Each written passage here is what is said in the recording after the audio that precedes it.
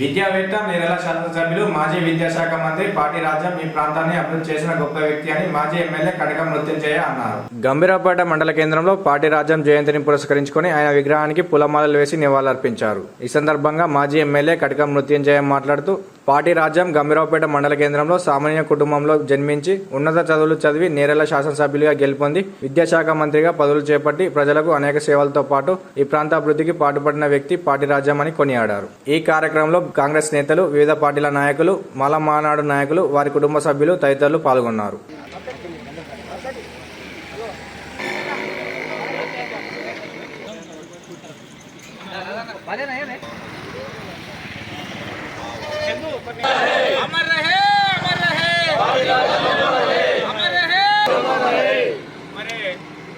కీర్తిశేషులు పాటి రాజం గారి జయంతి సభను జరుపుకోవడం చాలా సంతోషకరం.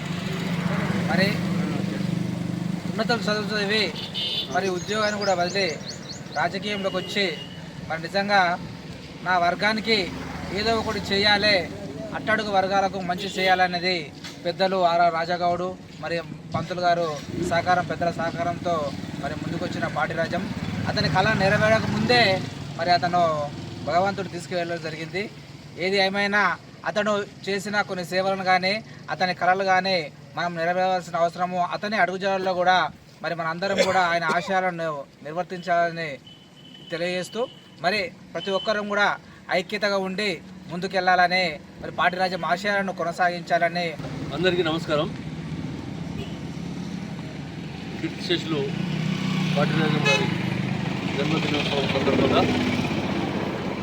వారికి నివాళులు అర్పించడానికి, శ్రద్ధాంజలి ఘటించడానికి ఇక్కడికి వచ్చినటువంటి మన గంభీరావుపేట కాక వివిధ గ్రామాల నుంచి వచ్చినటువంటి మిత్రులు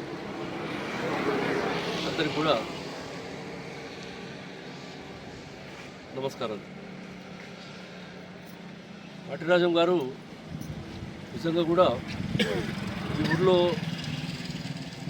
ఆయన ఒక ఎమ్మెల్యేగా ఉండి ఎమ్మెల్యేగా పోవడం మాత్రమే కాదు, ఆ తర్వాత రాష్ట్ర ప్రభుత్వం లోపల అనేక శాఖలను నిర్వహించి ఈ ఊరికి మరీ ముఖ్యంగా మన సిరిసిల్ల, అప్పటి నేరెల నియోజకవర్గమే కావచ్చు లేదా సిరిసిల్ల కావచ్చు, అప్పటికి చాలా వెన్నుదన్నుగా ఉన్నటువంటి ఒక గొప్ప వ్యక్తి.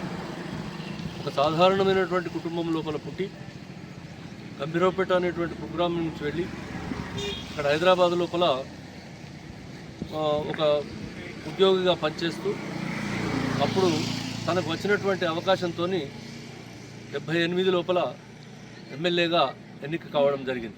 మధ్యతరగతి నీటిపారుదల శాఖ, విద్యాశాఖ, ఇట్లా ఈ ప్రకారంగా విద్యాశాఖ నిర్వహించడం అంటే ఆయన విద్యార్థుడు కాబట్టి ఆయనకు విద్యాశాఖ ఇచ్చింది. ఈయన దాన్ని మంచి యూనివర్సిటీలో సెనేట్ మెంబర్గా కూడా పనిచేసాడు. మీకు తెలుసో తెలియదు, ఉస్మానియా యూనివర్సిటీ సెనేట్ మెంబర్గా కూడా ఎమ్మెల్యే కాకముందు ఆయన ఉండే, ఎమ్మెల్యే అయిన తర్వాత 75 నుంచి 91 ప్రాంతంలో ఉస్మానియా యూనివర్సిటీ సెనేట్ మెంబర్గా పనిచేశాడు.